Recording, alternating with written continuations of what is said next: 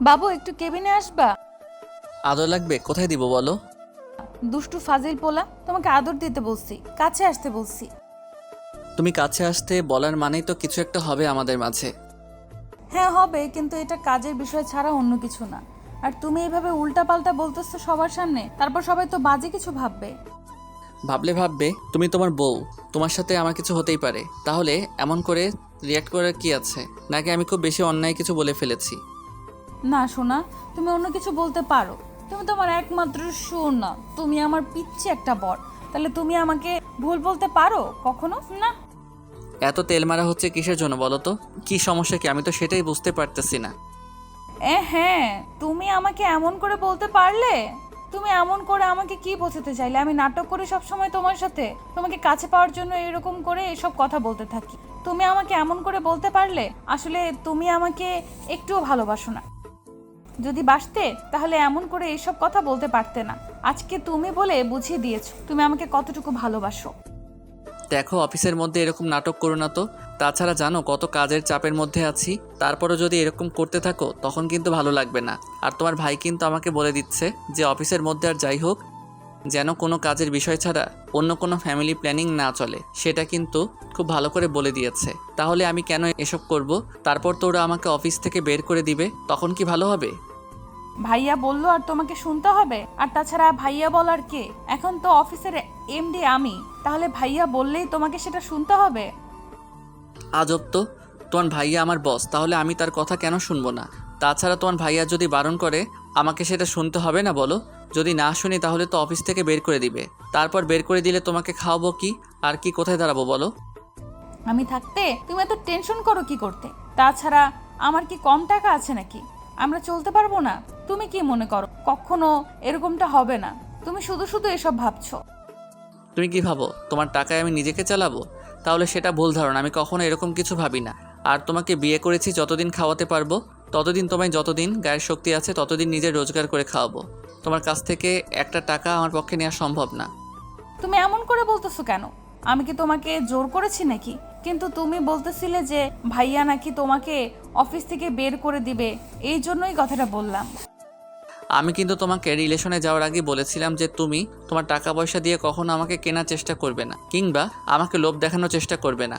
আমি তোমার টাকা পয়সা নিয়ে কখনো ভাবি না, চিন্তা করি না। তাহলে তুমি এখনও সেসব কথাই বারবার বলো কেন?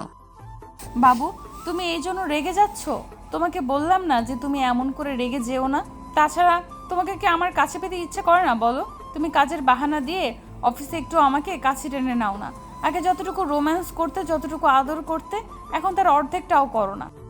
সেটা না হয় বুঝলাম, কিন্তু অফিসে যখন তখন যেখানে সেখানে তো এগুলো করা যায় না, তাই না? আগে তো তোমাকে ভালোবাসাটা বোঝানোর জন্য এরকমটা করতাম, কিন্তু এখন কি সেটা করি বলো?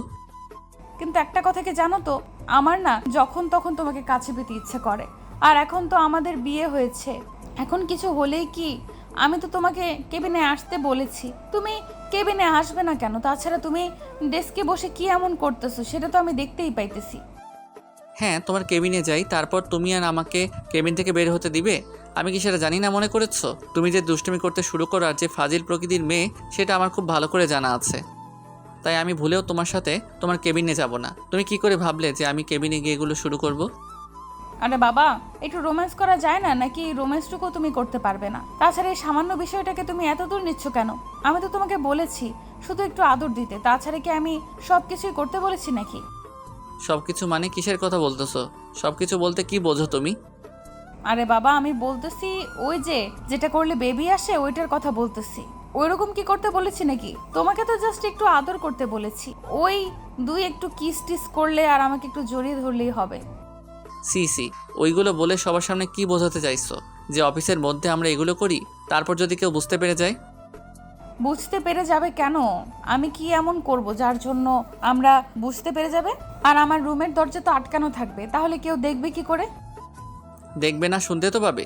যার জন্য মান সম্মানের 12টা বেজে যাবে। আর এখন যদি অফিসের মধ্যে এমন কিছু করি তাহলে তো পুরো মান সম্মানের 12টা বেজে যাবে।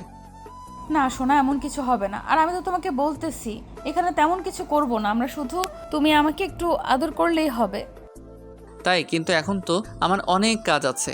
আর অফিসের মধ্যে যদি এমন কিছু করি তাহলে তো অনেক বেশি ঝামেলায় পড়তে হবে।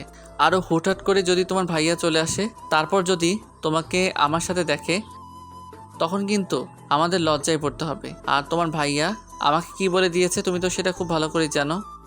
তুমি সব সময় ভাইয়ের কথা বলে আমাকে এড়িয়ে যাওয়ার চেষ্টা করো কেন? ভাইয়া কি সব সময় এই কথাগুলো বলে? আমি খুব ভালো করেই জানি ভাইয়া চায় আমরা হ্যাপি থাকি। তাহলে ভাইয়া কেন বুঝতে পারবে না?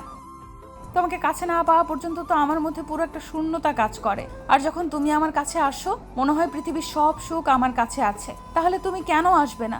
আর আমি কি খুব বেশি কিছু চেয়ে ফেলেছি তুমি যেটা করতে পারবে না? আর আচ্ছা ঠিক আছে, যাও, বেশি কিছু করতে হবে না, একটু আদর দিও তাতেই হবে। তারপরও এমন করো না সোনা, আসো না একটু প্লিজ বাবু, একটা বার আসো। হ্যাঁ আসি, তারপর উল্টাপাল্টা কিছু করতে শুরু করে দাও। আর তুমি ভালো করে জানো তুমি আমার যত কাছে আসো আমি নিজেকে কন্ট্রোল করতে পারি না, আমার পুরো কন্ট্রোলটাই হারিয়ে যায়। তখন কি হয় বলো তো? তুমি এত টেনশন নিচ্ছ কেন? আমি তো আছি। আর তাছাড়া আমি তোমাকে আটকে দেব, একটু কাছে আসলে কি এমন সমস্যা হবে? আচ্ছা ঠিক আছে, ভাইয়া যদি এসে দেখেও ফেললেও আমি ভাইয়াকে বুঝিয়ে বলবো তোমার উপর যেন রাগ অভিমান না দেখায়। আমি বলিনি যে তোমার ভাইয়া আমার উপর রাগ অভিমান দেখাবে যার জন্য আমি তোমাকে এমন করে আমি তোমাকে কাছে টেনে নেই না। কিন্তু দেখো এটা অফিস, আর অফিসের মধ্যে এগুলো করা কি ঠিক বলো? অফিসে আসছি কাজ করতে, তারপর যদি এগুলো করতে থাকি তখন তো খারাপ লাগবে বলো। তখন থেকে এগুলো কি বলতেছো? কি এমন করতে বলেছি যার জন্য তুমি এটা আমার সাথে করতে পারবে না? একটু আদরই তো চেয়েছি।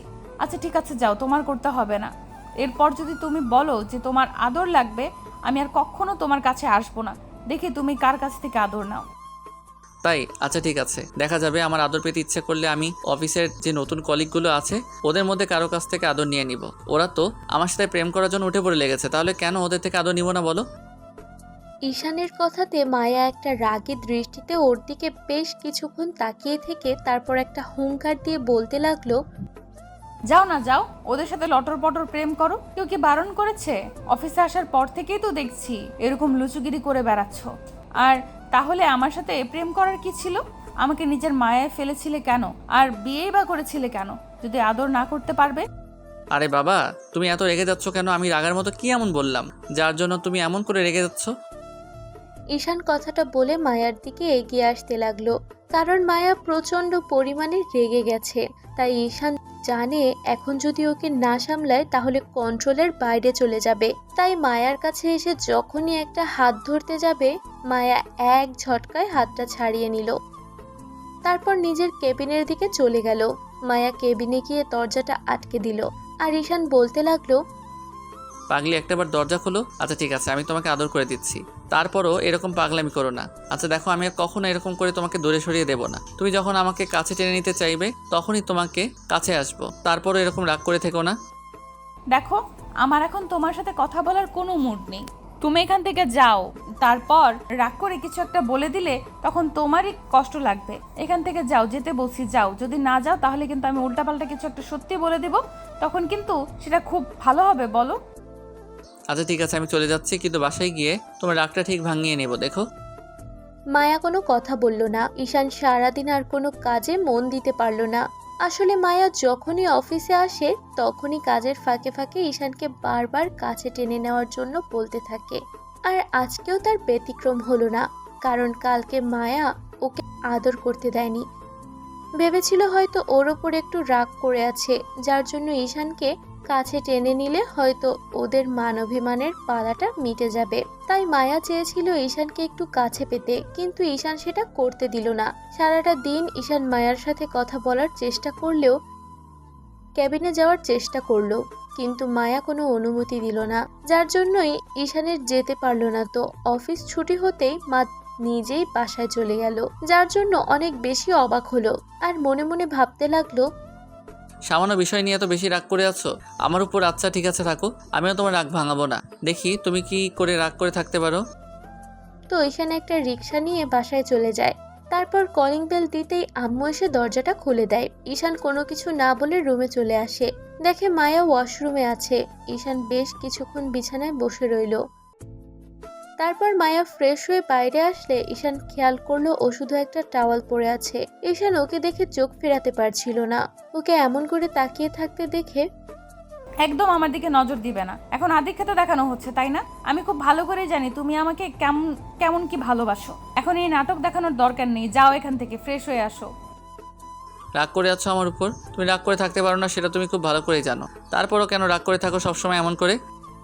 দেখো, আমি কারোর উপর রাগ করে নেই, কিন্তু আমার নিজের উপর এই রাগ হচ্ছে যে তোমাকে কখনো বোঝাতেই পারলাম না। তুমি শুধু শুধু সব সময় আমাকে দূরে সরিয়ে দাও, তাই আমি দূরে সরে যাওয়ার চেষ্টা করছি। তার মানে তোমার ভালোবাসাটা এত সহজে ফুরিয়ে গেল? এত সহজে আমি পুরনো হয়ে গেলাম তোমার কাছে? মায়া কোনো কথা না বলে একবার ঈশানের মুখের দিকে তাকিয়ে তারপর আবার আলমারি থেকে একটা শাড়ি বের করে পরতে লাগলো। তখন ঈশান ওর একটা হাত ধরে হ্যাচকা টান দিলে সাথে সাথে মায়া ঈশানের বুকে এসে আছড়ে পড়লো। তখন ঈশান ওর হাত থেকে শাড়িটা নিয়েই মায়া বলতে লাগলো, আমার কোনো ইচ্ছে নেই আর তোমাকে কাছে টেনে নেওয়ার। একদম দুষ্টুমি করার চেষ্টা করবে না। আমি বলেছি না তুমি আর আমার কাছে আসবে না, আর আমিও তোমাকে ডিস্টার্ব করব না। তারপরেও এরকম করে ডিস্টার্ব কেন করতেছো? কেন? তুমি যে শাড়ি পরতে পারো না সেটা কি ভুলে গেছো? আমি তো সেটা খুব ভালো করে জানি যে তুমি শাড়ি পরতে পারো না। আচ্ছা ঠিক আছে, রাগ করে থাকো, অভিমান দেখাও, তারপর এরকম করো না। আমি তোমাকে শাড়িটা পরিয়ে দিই, দেখো অনেক সুন্দর লাগবে। আমি নিজের কাজ নিজে করতে পারি, কাউকে করে দিতে হবে না। তুমি যাও এখান থেকে, তোমাকে শাড়ি পরাতে হবে না। তুমি আমাকে কিরকম শাড়ি পরাবে সেটা আমি খুব ভালো করেই জানা আছে। কীরকম শাড়ি পরাবো মানে? শাড়ি আবার কীরকম করে পরাই? আমি একটু দুষ্টামি করবো না? আচ্ছা ঠিক আছে, তোমাকে শাড়িটা পরিয়ে দিই, দেখো তোমারই ভালো লাগবে। আর তুমি না বলো যে তোমার শাড়ি পরতে ভালো লাগে না? আমি যেন সবসময় তোমাকে শাড়িটা পরিয়ে দিই, তাহলে আজকে নিজে নিজেই পরতে চাইছো যে? মায়া ঈশানের মুখের দিকে তাকিয়ে রইল। তখনই ঈশান ওর হাত থেকে শাড়িটা নিয়ে তারপর জোরপূর্বক ওকে পরাতে লাগলো। মায়া এক দৃষ্টিতে তাকিয়ে আছে, তাই ঈশানও নিজেকে সামলে রাখতে পারল না। মায়া থাকতে না পেরে ঈশানের ঠোঁট জোড়া নিজের দখলে করে নিল। আর তারপর যেটা হবে সেটা না হয় ওদের মাঝেই থাক, তো ভালো থাক ভালোবাসা। আমাদের দেয়া গল্পটি যদি আপনাদের ভালো লেগে থাকে তাহলে একটি লাইক করুন। আরও নতুন নতুন গল্প পেতে চ্যানেলটি সাবস্ক্রাইব করে বন্ধু হয়ে আমাদের পাশে থাকুন। ধন্যবাদ সবাইকে।